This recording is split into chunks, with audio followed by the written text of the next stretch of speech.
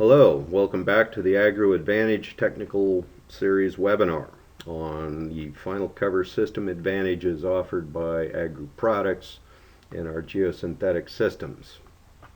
This is a 2015 technical webinar series put on by Agru America.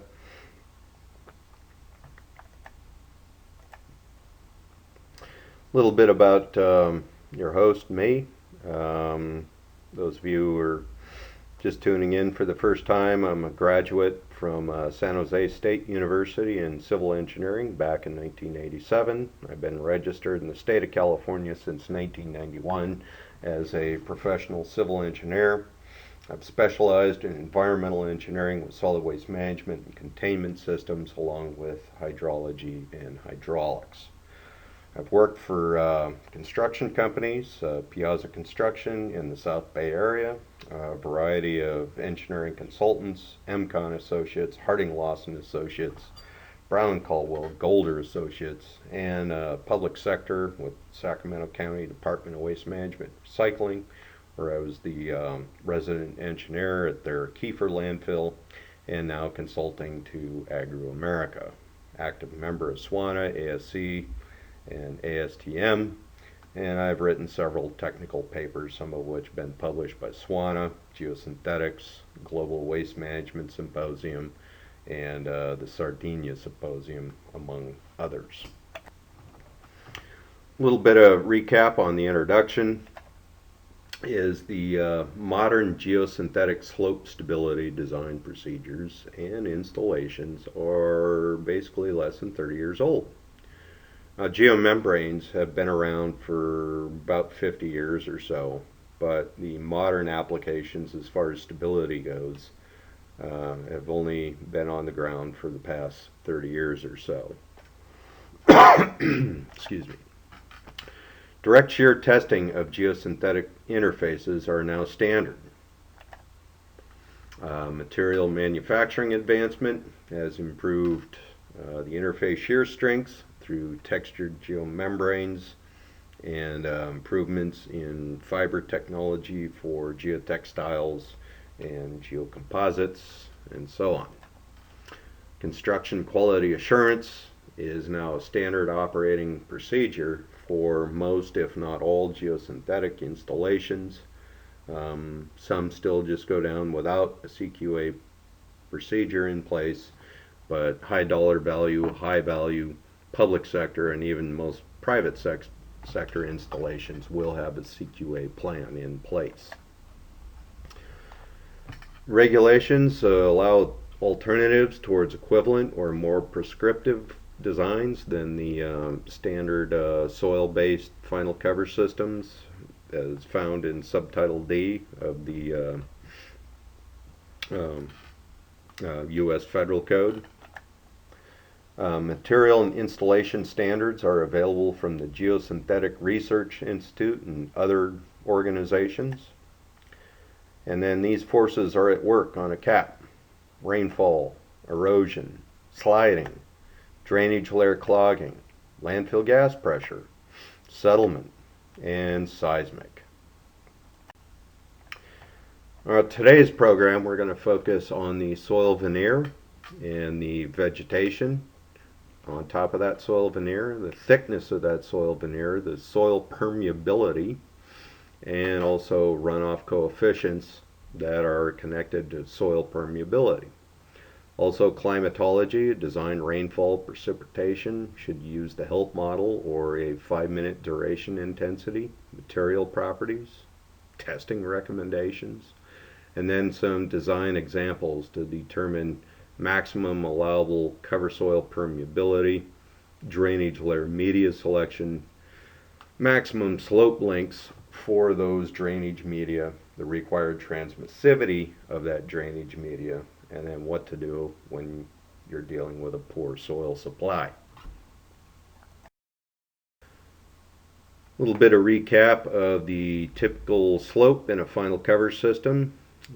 Got the vegetative soil cover sitting on top of a geocomposite drainage layer in this situation, a textured linear low density polyethylene geomembrane, subgrade foundation soil, and then other design features such as the subdrain at the toe of the slope, and then a drainage ditch at the surface of the toe of that slope to carry away surface and subsurface waters to keep this whole system stable. Now, starting at the top, and we'll start with vegetation selection. Now, anytime I bring this topic up, I hear myself channeling this guy. His name is Cliff Clavin, and for those of you who are too young to remember Cliff, just go ahead and Google his name and you'll find references to him. It was a long-running show. He's a classic character. Anyway, when I say things like this, I hear myself using his voice, and then shortly thereafter, I hear her voice. So how deep can these grasses go? Well, this is a fairly typical native grass seed blend here in California. Starting off with California brome, California meadow barley, blue wild rye, and a little bit of blush of purple in there versus blue actually, royal lupin, which is actually very purple, and then purple needlegrass.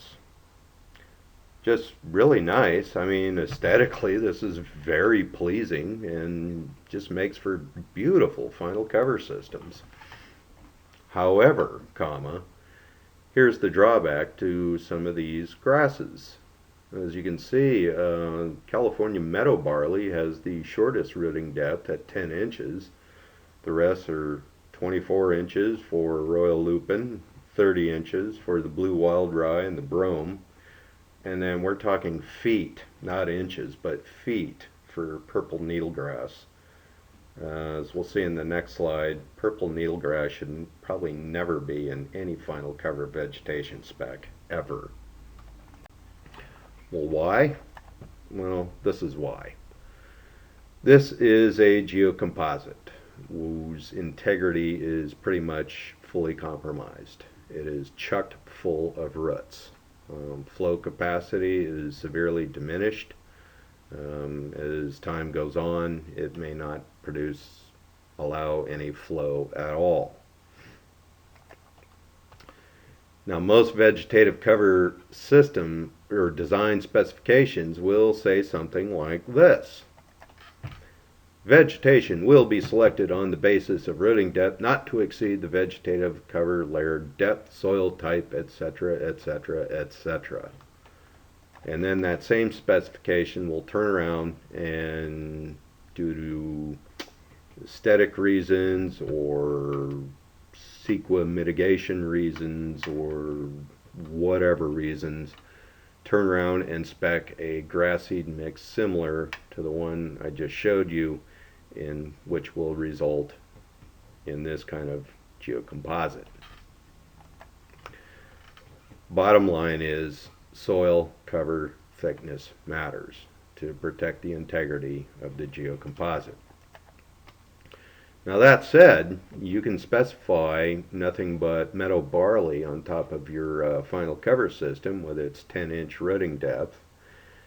But if the surrounding environment is populated with royal lupin, purple needlegrass, and then brome and wild rye, there's absolutely nothing to prevent the natural migration of those species onto your final cover system, whether that be by wind, bugs, or birds.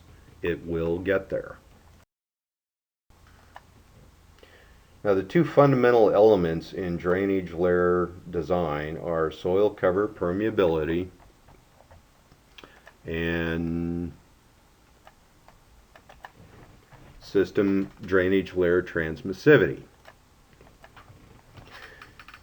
In the figure, flow through the cover, Q sub n, is derived from this following equation, where Q sub n is proportional to I, which is equal to P minus R minus S sub WS minus ET, where I is equal to the infiltration flow of water through the cover soil, P is the rainfall precipitation, R is the rainfall runoff, S sub WS is the soil water storage, and then ET is the evapotranspiration, either transpiration through the native plant species or vegetative community on the cover system, or surface evaporation.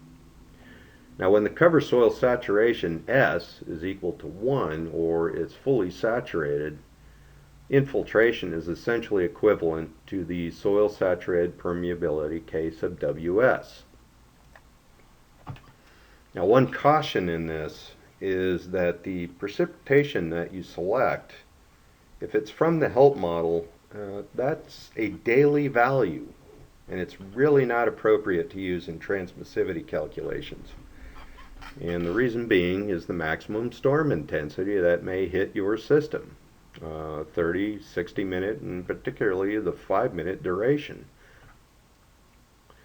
Now here's a typical rainfall intensity duration frequency curve, or IDF curve. Now the HELP model values are down here, or daily values. Hourly values are up here. Now a 100-year storm at a 1-hour duration is, in this scenario, 1.3 inches per hour, or in permeability units, 9.2 times 10 to the minus 4 centimeters per second.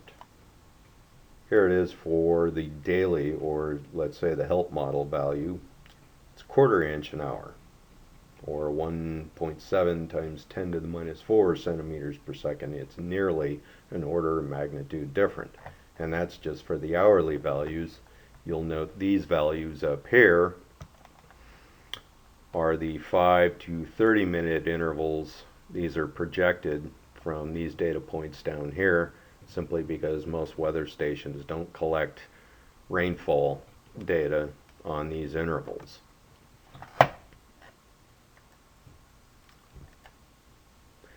So for hydraulic continuity, when saturation is equal to 1 and the time is equal to 1 hour, we have this scenario where you can pretty much ignore soil water storage, because the assumption here is the soil is basically full of water.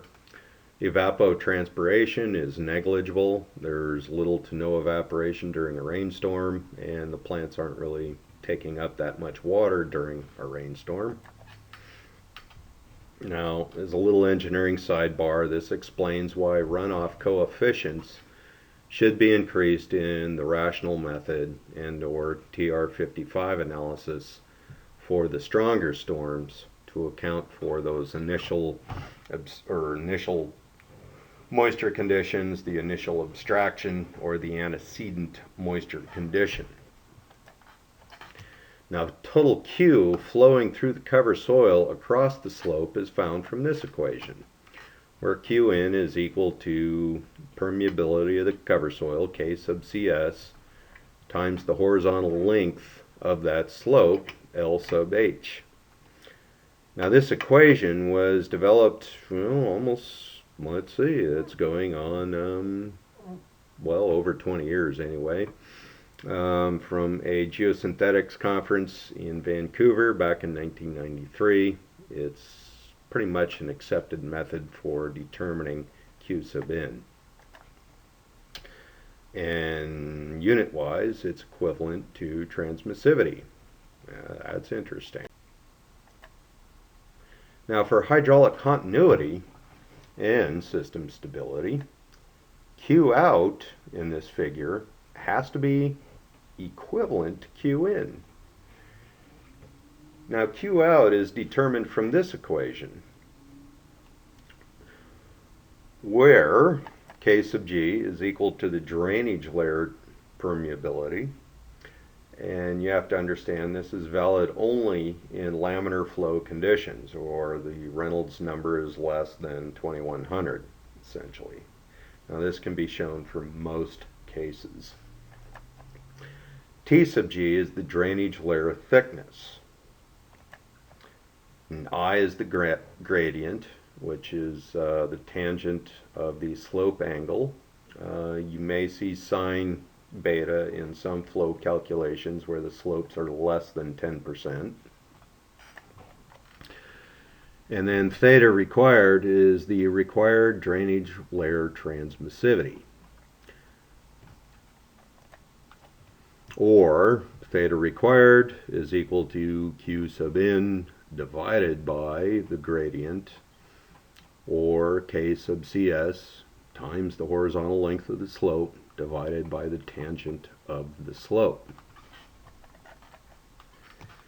One thing that is very apparent here is the required transmissivity is proportional to the permeability of the cover soil. They have to be in agreement with each other. Now, theta index is the index transmissivity that you'll find on any data sheet for a geocomposite or other drainage layers. Now, this index transmissivity is determined under a normal load of 10,000 pounds per square foot, a gradient of 10% or 0.1, and with a seat time of only 15 minutes. Now, the required transmissivity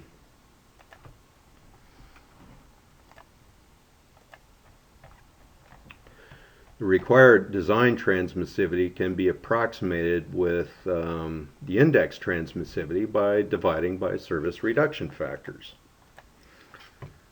such as the geotextile infiltration reduction, geonet creep, chemical clogging of the drainage media, or biological clogging of that drainage media, and then with an applied factor of safety just to make everyone comfortable.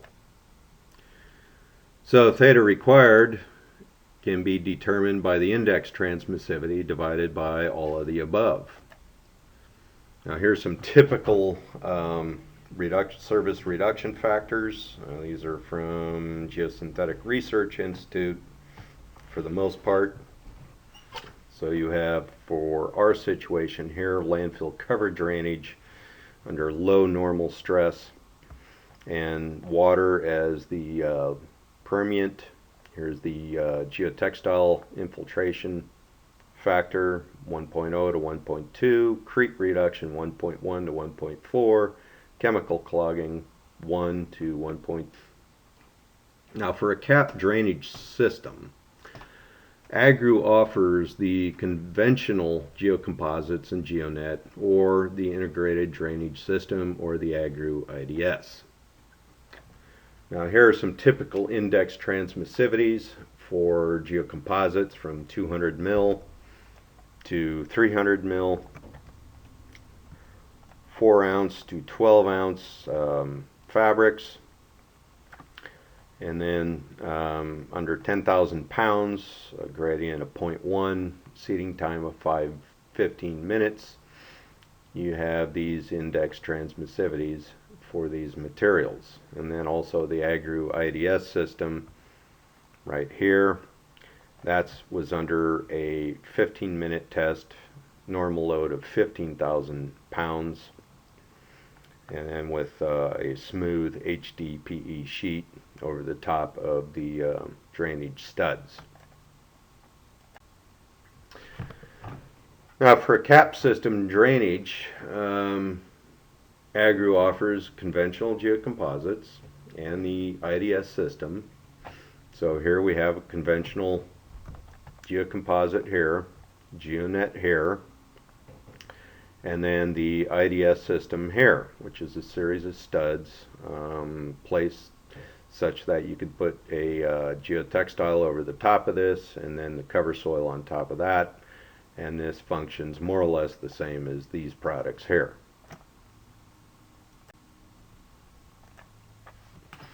Now using the maximum RF values and let's say a nominal factor of safety of 2, let's determine theta required, or the required transmissivity of this system.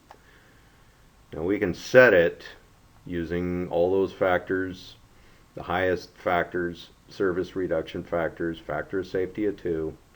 We can take that index transmissivity and reduce it by basically a full order of magnitude and then some. Now, can we reduce these factors? involved? Well, the answer to that is yes.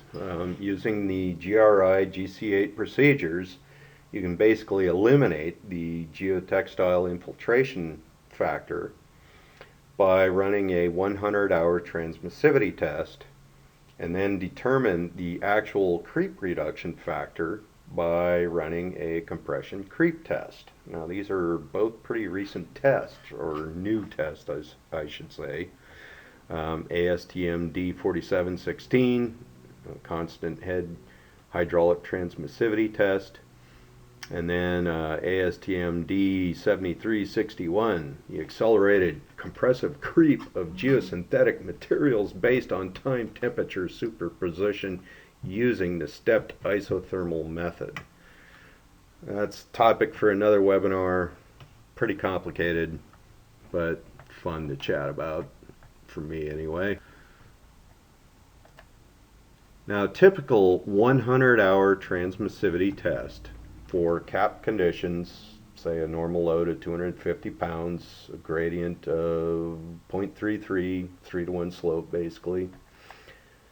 Well, it'll show this following type behavior. Now, here's 15-minute seat time way up here, and then here's 100-hour seat time down here. Now, you look at these numbers, and it's not a whole lot of difference, numerically anyway, but this is a way to eliminate that creep reduction factor. Now, one thing about transmissivity and flow rate is they get confused all the time. Now, here's transmissivity. Now, in general, transmissivity will decrease with increasing gradient.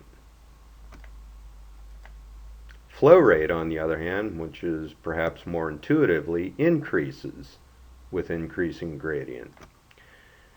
These two curves will eventually meet out here at a gradient of 1. They'll be in complete agreement with each other.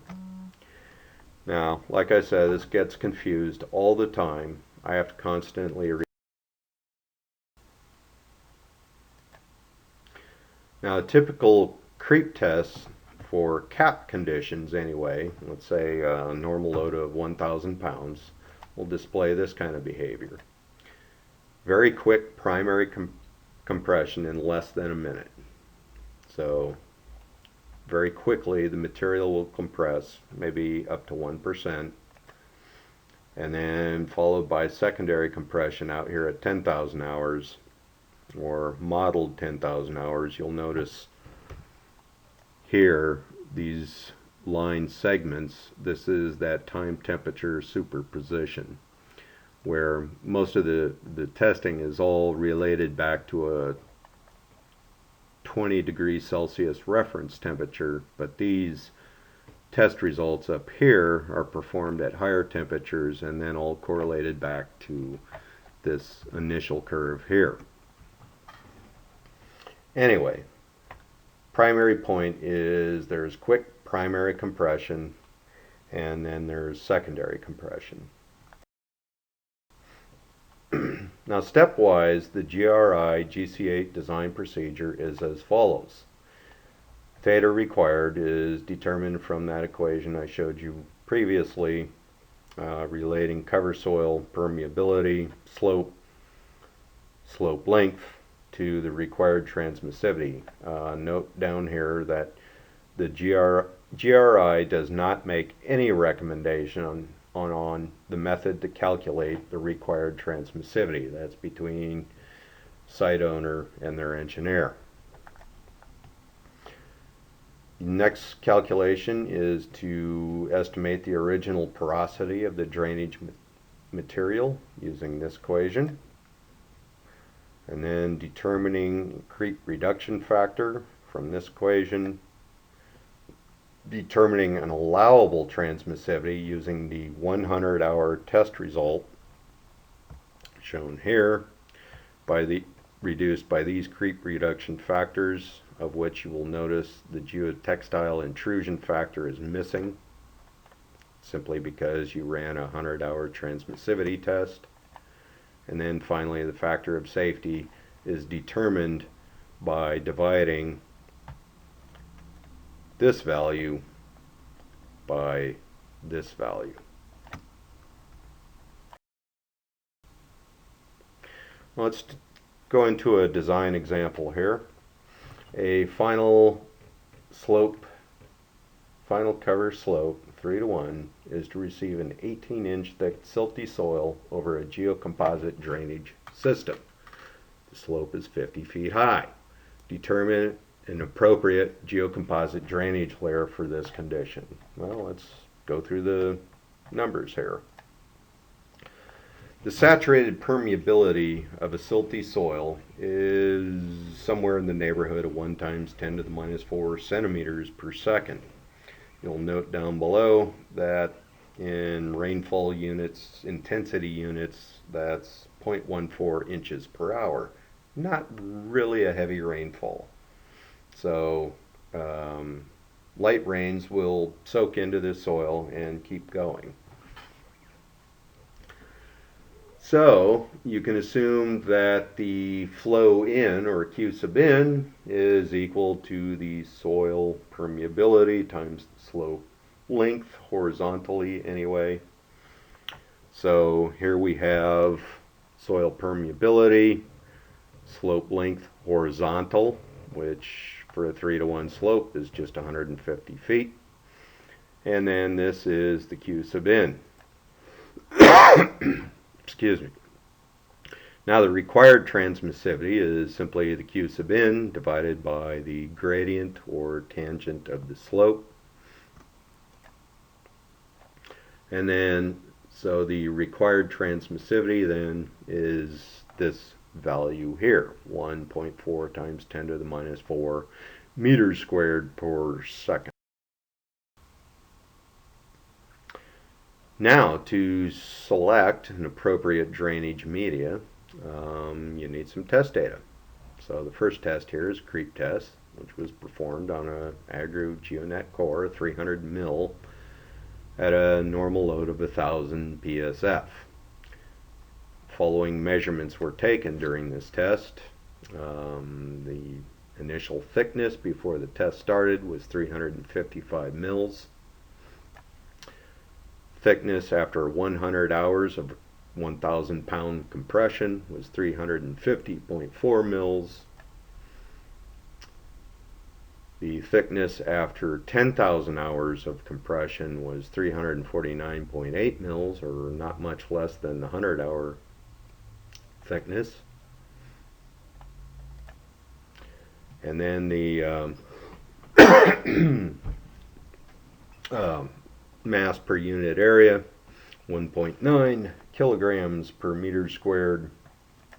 Resin density at 957 kilograms per cubic meter, from which we determine a creep reduction factor. First, by estimating the initial porosity of the GeoNet core at 0.7773, and then plugging that value and the thickness readings into the creep reduction formula.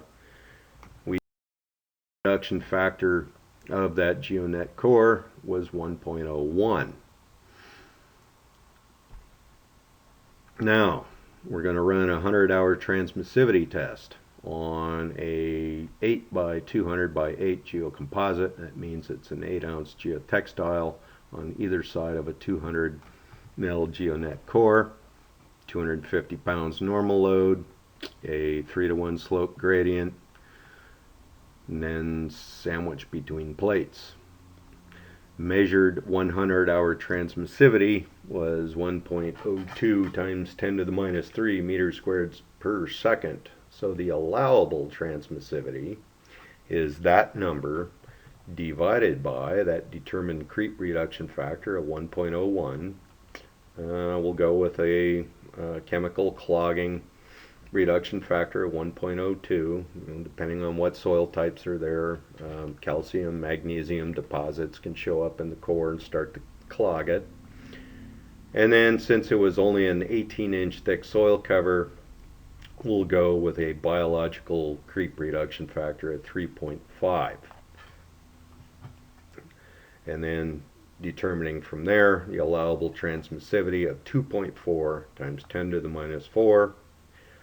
For a factor of safety, take 2.4 divided by that required transmissivity of 1.4, you get a factor of safety of 1.7. That's, when it comes to drainage layer media, that doesn't leave people feeling very comfortable. 1.7. They like to see factors of safety really up around 3. Now, if you were to decrease the cover soil permeability by 1 order of magnitude down to 1 times 10 to the minus 5 centimeters per second, say a silt, a clay with some sand, the factor of safety would increase to 17. So the soil permeability really does. Now, what about the Agru IDS? Well, a modified creep test was performed on the Agru IDS at a normal load of 15,000 pounds. Now, I say modified because this was done before the modern ASTM D7361 method was adopted. So the lab we use took this ASTM procedure, which is actually a tensile test, tensile creep test, and applied a 15,000 pound normal compressive load, and then applied that load for basically a year, and came up with these readings. Thickness at test start, 150 mil. At 100 hours, dropped to 122.3 mil. After 10,000 hours, it dropped to 120.6 mil. Had that product unit weight and similar resin density, and we plug those numbers in, determine an original porosity of this system at 0.4363, which is less than the GeoNet, and then take the thickness measurements and plug those into the creep reduction factor, and we get a creep value of 1.14, creep reduction of 1.14 after a full year of compression under this weight, creep reduction factor of 1.14.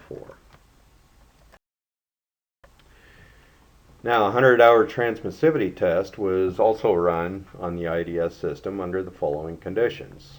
Normal load at 250 pounds, 3-to-1 slope. The system was sitting on top of a plate in the transmissivity testing box. The upper boundary actually had an 8-ounce geotextile with a nominally compacted Ottawa sand, which is actually the more preferred way to run that test. Now, the 100-hour transmissivity came in at this value here, and then applying all those service reduction factors, creep at 1.14, 1.2 again for chemical clogging, 3.5 for biological clogging, and here's the allowable transmissivity of that system, 9.8 times 10 to the minus 4 meters squared per second. We're dividing by the required transmissivity of 1.4, get a factor of safety of 7. Now again, if you decrease the soil permeability by an order of magnitude, you're going to increase the factor of safety by an order of magnitude.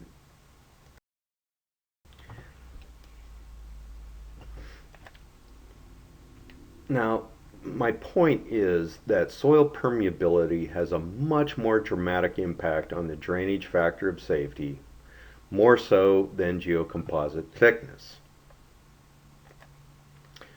Now, here are those storm duration intensities that we showed on previous slides. For soil permeability this high, 1.7 times 10 to the minus 4, and then up here at 9.2 at the same, you'll see that the drainage factor of safeties are pretty low for 200 mil, 300 mil, and even the IDS system.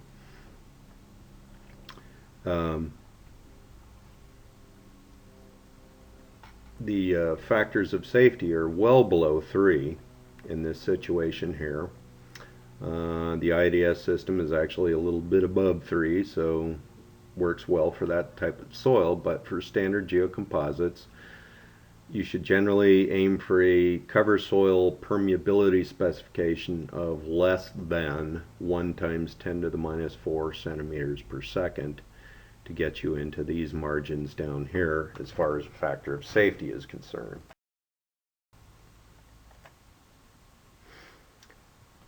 But geocomposite transmissivity also matters. This is a chart from that same publication that had the photo of the root clog geocomposite. Now, part of the discussion in that publication is that the roots will cause the transmissivity of the geocomposite to drop to drop basically. And what this chart is intended to show that it doesn't take much of a drop for the geocomposite to start causing problems. You can go from a factor of safety, a slope stability factor of safety, which we'll get into in the next webinar, will drop from above 1.5, which is nominally acceptable for a static factor of safety, to less than 1, or basically unstable conditions. And this is in a very short range of geocomposite transmissivity. Now, just to give you some comfort, here's the 100-hour transmissivity of a 200 mil geocomposite, or Agru's 200 mil geocomposite. Now, of course, you got to remember you got to apply those reduction factors to this value. And then here's the 100-hour transmissivity of the IDS system out here somewhere. So there is lots of room in here to avoid this situation here. There's plenty of capacity in most geocomposite drainage systems. You just have to remember that this precipitous drop can cause you very bad problems very quickly. Now, water depth in the geocomposite is estimated from this equation here, which is straight out of Giroux, Zornberg, and Zhao. And what you're going to find for side slope conditions is essentially the this lambda factor here is generally going to be around 0 for side slope conditions. Once you get in top deck conditions here, or very low permeable or high permeable soils, you're going to start getting these flow shapes here. So for most soil covers, as I said, lambda is pretty small. Now, calculating for the 200 mil geocomposite with 8-ounce geotextile, permeability of that system is 0.17 meters per second. Again, using the infiltration permeability of 1 times 10 to the minus 4 centimeters per second on a 3-to-1 slope, 50 foot high, implies that lambda is essentially 0. So using this equation up here, doing tangent beta over cosine beta times the slope length, we've determined that the maximum height of the fluid flow in that 200 mil geocomposite is 0.86 millimeters, which is much less than the geonet thickness at 5 millimeters. Well, some of you are probably saying, well, I don't have great soils. I've got a sandy soil. What do I do? What do I do with this stuff? Well, a final cover slope, that same one, 3-to-1, with a sandy soil. Let's see what kind of drainage layer will work for that condition. Now, the saturated permeability of sandy soil is roughly 5 times 10 to the minus 4 centimeters per second, and I'm being generous. So, the inflow into the drainage media is this value here, and the required transmissivity then is that number divided by the tangent of the slope, or 6.9 times 10 to the minus 4 meters squared per second. You'll note here that saturated permeability of this sandy soil is a little more intense rainfall.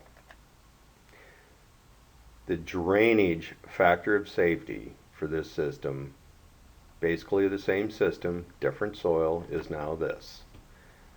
Drainage factor of safety for a 200 mil Geo Composite is 0.35, and for the IDS system is 1.4. Ouch. So now what? What do you do? Well, you could use shorter slope lengths. Let's look at the IDS system with that required, or estimate required transmissivity by dividing by a factor of safety of 3 here. We'll figure that the required transmissivity is 3.28 times 10 to the minus 4 meters squared per second. Or substituting and solving for slope length here, x, it's now 72 feet versus 150 feet, or less than half, basically. That slope is now less than half as long as it was with the lower permeable soil. This implies a bench every 24 vertical feet of slope. For a 200 mil GC, or Geo Composite, the condition is even worse. It's not really a standard design practice to have a bench every 24 vertical feet of slope, simply because it cuts into the disposal capacity. Well, you could use steeper slopes. Well, yeah, maybe. A 2-to-1 slope would imply x is about 108 feet for the IDS system versus 150 feet. However, slope stability starts getting really dicey as it gets steeper. That's the next webinar. Or you could go with a geosynthetic cover system, Agru's closure turf. This system, as shown below, this is the Softly Field landfill in Pensacola, Florida.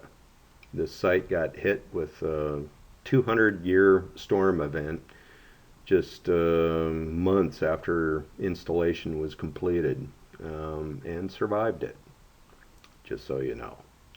This system, it's much more accommodating to heavy rainfall and slope lengths, and uses that otherwise poor soil for ballast. The poor soil ballast is, well, it's sand basically. It's an ASTM C33 grade sand, specifically coarse to medium sand gradation. This is a gradation test we had run for a client in Wyoming that had an on-site source of sand. Their sand basically ran right down the middle of the range allowed by the C33 spec, except it got a little dirty at the fine edge here, but otherwise it was acceptable as a ballast medium.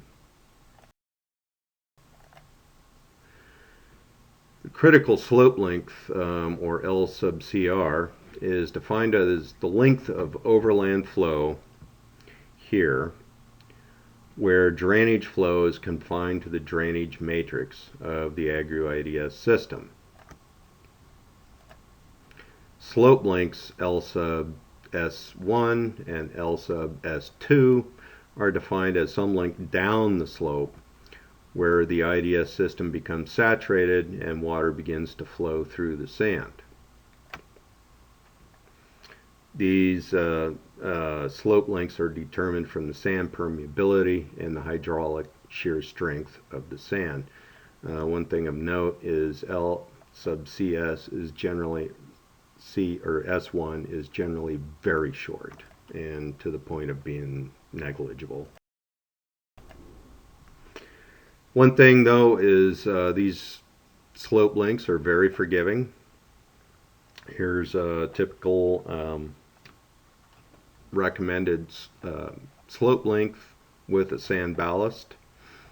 So for example, a 3-to-1 slope out here somewhere for a storm intensity, let's say a 5-minute duration intensity of 7 inches per hour, will generally allow you somewhere in the neighborhood of a slope length 125 to let's say 150 for a 6-inch per hour intensity.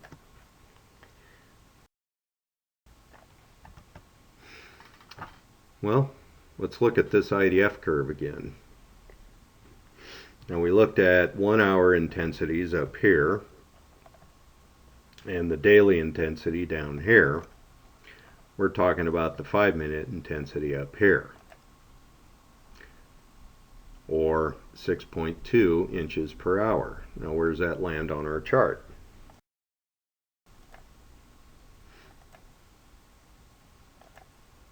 About there.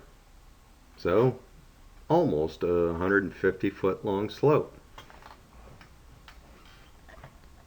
So this system would accommodate this rainfall intensity without much trouble on a 3-to-1 slope. Let's go back to that.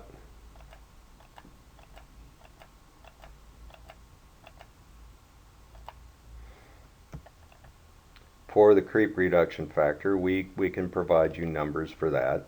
And we do have some 100-hour transmissivity test results using Ottawa sand in the transmissivity test apparatus.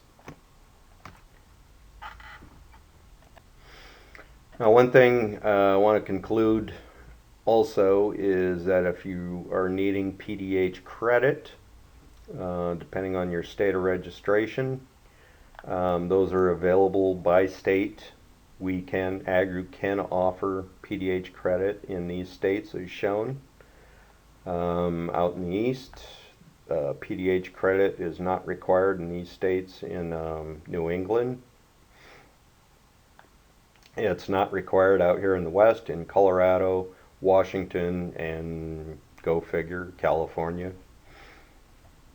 Our PDH credits are not appropriate for use in Oklahoma, Louisiana, North Carolina, New York, Ohio, and Florida. And that's simply because of the credentialing requirements of those states for technical vendors issuing PDH credits. But anyway, if you're registered in any of those states shown there, we can offer you credit. Go ahead and give myself or Nathan Ivy a call or an email, and we'll get you linked up with a PDH certificate such that you can use next time you need to register. So anyway, that's our presentation today. If you've got any questions, please give either myself or Nathan a phone call or email, and we'll chat some more with you about this topic. So again, thanks for tuning in. Remember to tune in for the next show, which will be on static stability in final cover systems. Thank you.